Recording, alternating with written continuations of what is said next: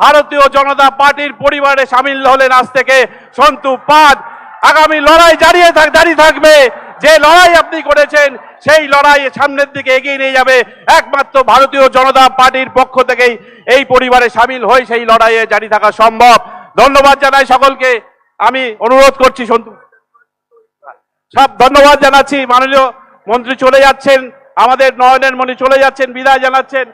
একটু তার আগে উনি আছেন সম্বর্ধনা, একটু উপহার আছে মথুরাপুর সাংগঠনিক জেলা, ডায়মন্ড হারবার সাংগঠনিক জেলা এবং প্রত্যেক সভাপতিকে মা কালীর মূর্তি উপহার দিচ্ছেন বিভাগ কনভেনার দীপঙ্কর জানা, মথুরাপুর সাংগঠনিক জেলার সভাপতি নবেন্দু সুন্দর নস্কর, ডায়মন্ড হারবারের সোমা ঘোষ এবং উৎপল নস্কর এবং একটি মালা, প্রকাণ্ড মালা, সব একসঙ্গে করো না। হ্যাঁ, ধীরে ধীরে সুন্দরভাবে।